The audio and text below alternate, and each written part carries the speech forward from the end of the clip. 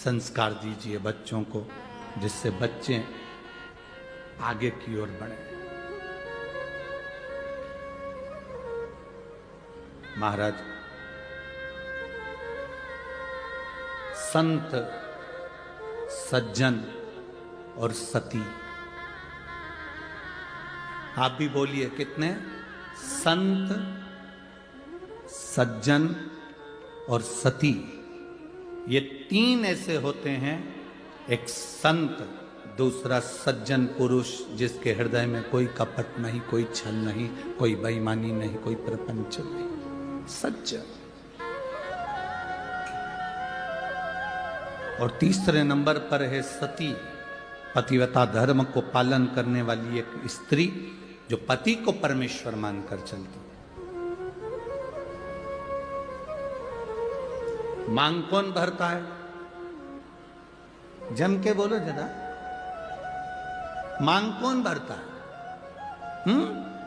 आवाज नहीं आई मेरे को, जम के बोलो जरा। मांग मांग पहली बार जब मांग भराती है, पति भरता है कि पड़ोसन भर देती है? अरे जम के तो बोलो, कौन भरता है? पति भरता है।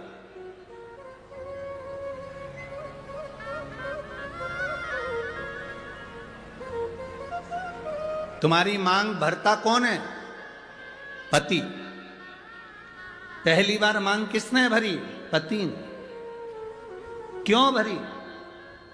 वो वहां पर बैठे हुए पंडित जी जो तुम्हारी शादी करा रहे थे, ब्याह करा रहे थे, उनसे पूछना था कि ये मांग में सिंदूर पति भर रहा है, इसका मतलब क्या होता है? इसका क्या मतलब है मांग भरने का?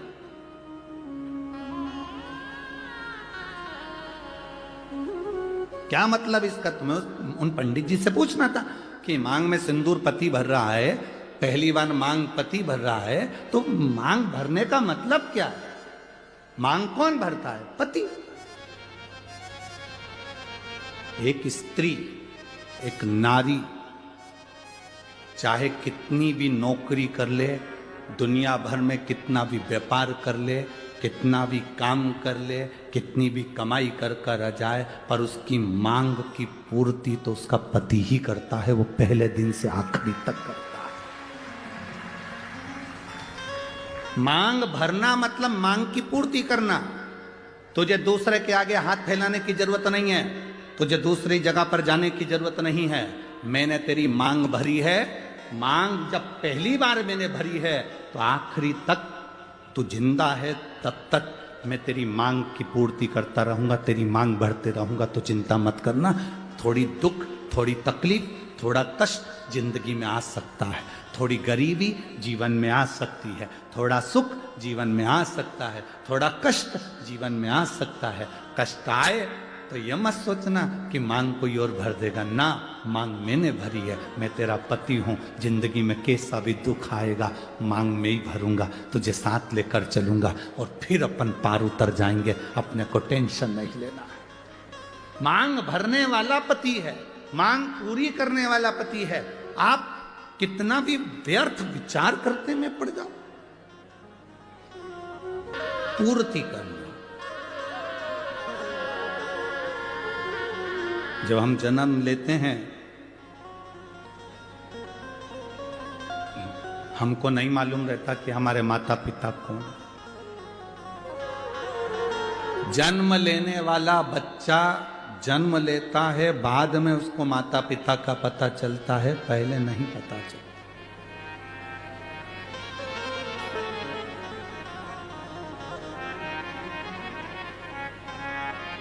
जन्म के समय पर तुम्हारे घर में गुलाब जामुन रखी है, पर जन्म लिया बच्चा गुलाब जामुन नहीं खाता। नासिक के बच्चे खाते हो तो बात दूसरी, वो बात दूसरी। जन्म लिया बच्चा, तुम्हारे घर में बेसन कितना रखा है, गुलाब जामुन कितनी रखी है, मैदा कितना रखा है, रवा कितना रखा है, शक्कर कितनी रखी, गुड़ कितना रखा, घी कितना रखा। जन्म लिया बच्चा कुछ नहीं खाता, केवल जन्म लिया बच्चे के लिए जन्म के बाद सबसे जरूरी अगर कुछ होता है तो वो माँ का दूध होता है, माता का दूध। तुम्हारे यहां जन्म लिए बच्चे लड्डू पेड़ा खाएं तो बात दूसरी। जन्म लिए बच्चे के लिए जन्म के बाद बच्चा जब जन्म ले लेता है, घर में ढेर सारा सामान पड़ा होता है, पर बच्चे के लिए वो कीमती से कीमती सामान भी ठोकर है, उसके लिए कुछ मतलब नहीं। उसके लिए माँ का दूध कीमती है। जिससे जन्म लिए बच्चे के लिए दुनिया की सारी सामग्री रखी है, पर केवल माता का दूध उसके लिए आहार है। उसी तरह मरने वाले व्यक्ति के प्राण छूट रहे हों और उसके रिश्तेदार उसको आके हीरे की अंगूठी पहनाए, जीजा जी तुम चिंता मत करो, लो हीरे की अंगूठी पहनो। जीजा जी वेंटिलेटर पर पड़ा हुआ ऑक्सीजन खींच रहा, और ये उसको गुलाब जामुन, रसगुल्ला, इमरती, भजिया, पकोड़ा खिलाएं तो वो खाएगा। जन्म लिए बच्चे को माँ का दूध जरूरी है, और मरने वाले व्यक्ति के लिए शिव का नाम जरूरी है। उसको तुम्हारे धन दौलत, गुलाब जामुन, पेड़ा, जलेबी, इमरती से कोई मतलब।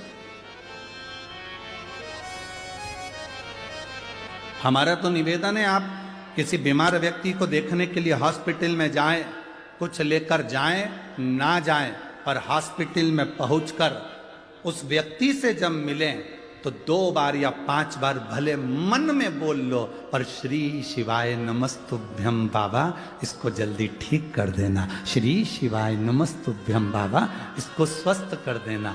श्री शिवाय नमस्तुभ्यम बाबा, इसको बड़ी बीमारी हो गई, आप हल कर देना। अपना करा हुआ थोड़ा सा भजन उस जीव को दीजिए। हम किसी सच्चे गुरु के सामने क्यों जाते हैं? हम किसी संत के सामने क्यों जाते हैं? हम किसी भक्त के सामने क्यों जाते हैं? क्योंकि उसकी दृष्टि हम पर पड़ जाए। केवल मात्र दृष्टि पड़ गई तो हमारा कल्याण हो जाए।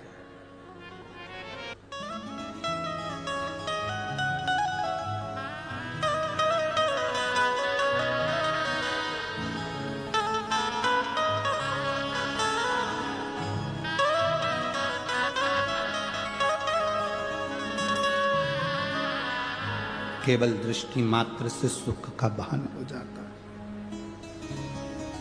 केवल दृष्टि मात्र से।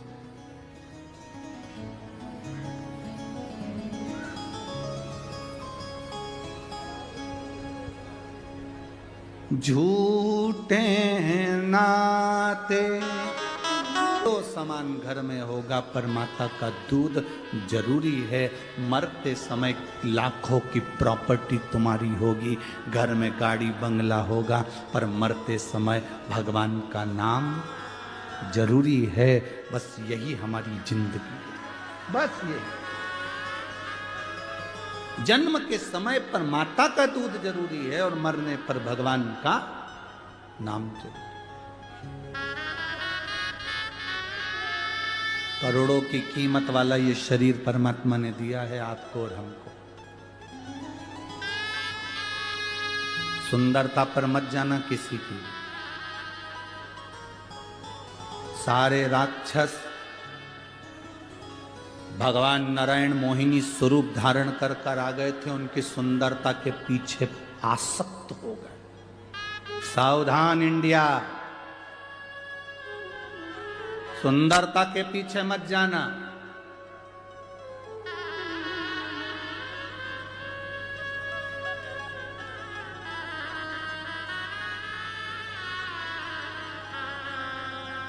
बिल्कुल सुंदरता के पीछे मत जाना। मोहिनी स्वरूप धारण कर कर भगवान आए, और असुरों ने भगवान की सुंदरता देख ली। कितनी सुंदर नारी, कितनी सुंदर स्त्री, फंस गए सुंदरता के चक्कर।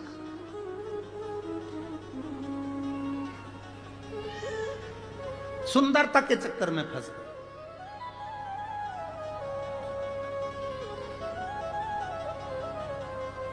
और ऐसी सुंदरता के चक्कर में फंसे कि वो अमृत का जो कलश था वो भूल गए, और मोहिनी के चक्कर में पड़ गए। मोहिनी ने कहा कि मैं अमृत बांटूंगी, तुम इधर बैठ जा, तुम इधर बैठ जा।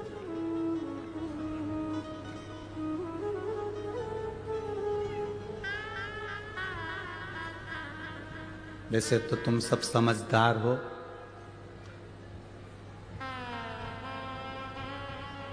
सुंदरता मतलब दिखावा, किसी दिखावे की ओर हमको नहीं जाना। और अमृत मतलब ज्ञान,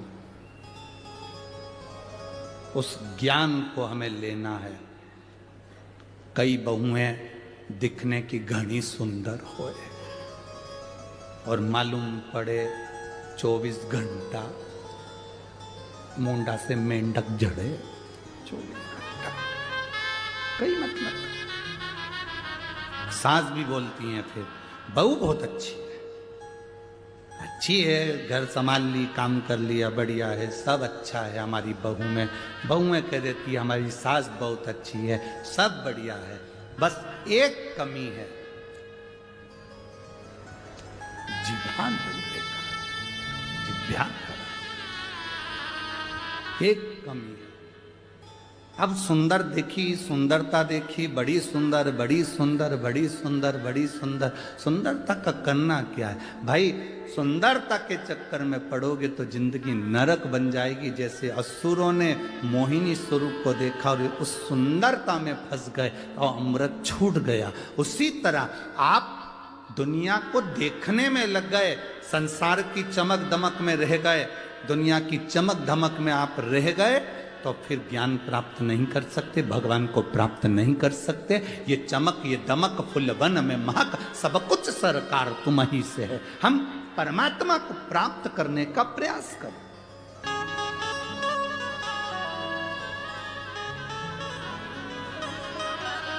हम उस ईश्वर को प्राप्त करने का प्रयास करें। तारकासुर असुर था, राक्षस था। तारकासुर का अंत षडानंद कार्तिकेय के द्वारा होना था। असुर है, राक्षस है, वर मांगा था उसने, अगर मरूंगा पहले तो मुझे अमर कर दो। तो ब्रह्मा जी ने कहा अमर तो नहीं हो सकते, तो फिर वर दीजिए। क्या वर?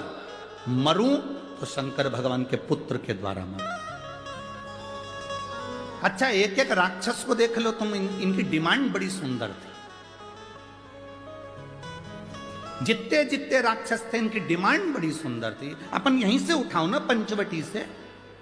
रावण की बहन आई थी, आते से राम जी से कह रही थी तुम सम पुरुष न मो सम नारी।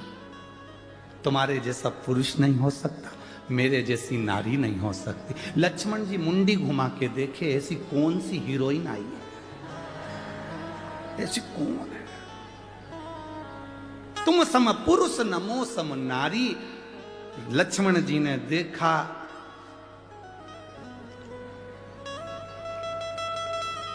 लक्ष्मण जी समझ गए ये तुम सम पुरुष नमो सम नारी, और रावण के पूरे कुल पे चला देगी आरी। ये कोई साधारण नारी? अभी रुक जा। आते से कहा उसने, एक एक असुर को देखो, एक एक राक्षस को, उसने डिमांड कितनी सुंदर करी। डिमांड देखिए, उसने सुपनखा ने आते से कहा तुम सम पुरुष नमो सम नारी। तुम्हारे जैसा पुरुष नहीं होगा, मेरे जैसी नारी नहीं होगी। क्या चाहती हो? बस मैं तुम्हें अपना बनाना चाहती हूँ। दुनिया की पहली राक्षसी थी जो परमात्मा से सीधे जाकर कहती है तुम मेरे हो जाओ और मैं तुम्हारी हो जाऊं। दुनिया की पहली राक्षसी थी जो भगवान के सामने जाकर कहती है कि तुम मेरे हो जाओ और मैं तुम्हारी हो जाऊं। मैं तुम्हारी पत्नी बनना चाहती हूं, तुम मेरे पति बन जाओ। भगवान से कह रही है, किसी दूसरे से नहीं कह रही है। आज की होती तो ना जाने किससे किया थी, जो जरा सा गाड़ी में पेट्रोल डलवा दे, जिनके पास खुद की गाड़ी नहीं है, सुधरने के लिए आई है, सुधरने के लिए गाड़ी आई, और मालूम पड़े बस 50 रुपए का पेट्रोल डलवा लिया, बुड़ बुड़ करके 25 रुपए की चाउमीन खिला दी। इसको इतना पसंद आ गया, गाड़ी सुधारने वाला। हम किसी को कहेंगे नहीं, बस तुम समझ जाओ, इशारा काफी है। और फिर हमारे सनातन धर्म की बेटी लुभान्वित हो गई और दूसरे धर्म में चली गई, फिर चली गई। जरा सा दिखा फैशन, जरा सा दिखा सुन गई।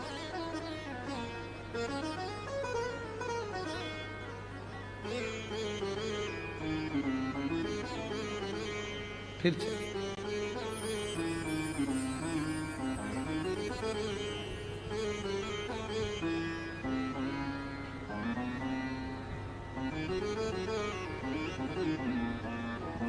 महाराज, आज इस व्यासपीठ से एक बात जरूर महाराष्ट्र के लिए कहना चाहूंगा,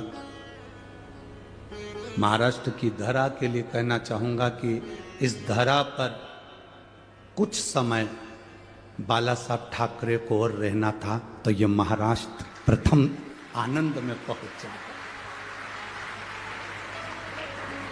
यहां आज अगर संत साधु सन्यासी तपस्वी साधक इस महाराष्ट्र की पवित्र भूमि पर सबसे ज्यादा संत हैं, इस महाराष्ट्र की भूमि पर सबसे ज्यादा संत जन्मे हैं, इस महाराष्ट्र की भूमि पर सबसे ज्यादा संत साधु सन्यासी तपस्वी साधक उपासकों ने तप किया है, इस महाराष्ट्र की भूमि पर सबसे ज्यादा संत साधु सन्यासियों ने भगवत भजन किया है, इस महाराष्ट्र की भूमि पर सबसे ज्यादा संत साधु सन्यासी तपस्वी साधक उपासकों ने अपनी उपासना करी है, इस महाराष्ट्र की भूमि पर सबसे ज्यादा संतों ने अपना कीर्तन, अपना भगवत भजन, अपना स्मरण इस महाराष्ट्र की धरा पर, इस पवित्र भूमि पर किया है। सबसे ज्यादा इस महाराष्ट्र की पवित्र भूमि पर संतों ने जो जो गुणगान किया, इस गुणगान को और बढ़ा देते हैं अगर वो अब होते तो और बढ़ा देते। संत साधु सन्यासी तपस्वी साधक का एक आनंद है, रस तत्व की प्राप्ति, जीवन का एक सुख, भगवत भजन का एक सुख हमारे जीवन का एक आनंद दे जाए। क्यों भटक रहे हैं? हम सुंदरता की ओर आकर्षित ना हो, हम किसी की बॉडी शॉडी को देखकर आकर्षित ना हो। भगवान से प्रार्थना करना, भगवान मेरा विवाह मेरी बेटियों से निवेदन है, तुम भगवान से प्रार्थना करना मेरा विवाह जहां हो मेरे माता पिता की मर्जी से हो और संस्कार गोदावरी का स्नान कराते लाए, मेरा पति भी मुझे ऐसा तो श्रेष्ठता है। धर्म की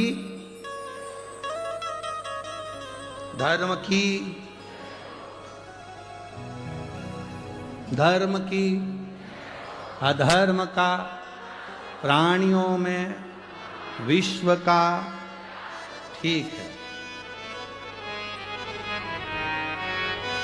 जो हमारे सनातन धर्म का हो और हम उस धर्म से उसको रिझाएं। सुंदरता पर मत जाना, मोहिनी स्वरूप की सुंदरता, राक्षस फंस गए, असुर भक्त फंस गए। कितनी सुंदर बात उस सूर्पणखा ने राम जी से कही कि तुम सम पुरुष नमो सम नारी, में राम जी को अपना बनाना चाहती हूँ, किसी दूसरे को वो अपना बनाने नहीं गई, बनाने गई तो राम को अपना बनाने गई। हम सबसे अगर ज्यादा ज्ञानवान थी तो सूर्पणखा थी, जो भगवान को अपना बना रही है। हम दुनिया को अपना बनाते हैं पर भगवान को अपना नहीं बनाते, पर सूर्पणखा भगवान को अपना बना रही है। वो विद्वान है, ज्ञानवान है, वो भगवान को अपना बना रही है।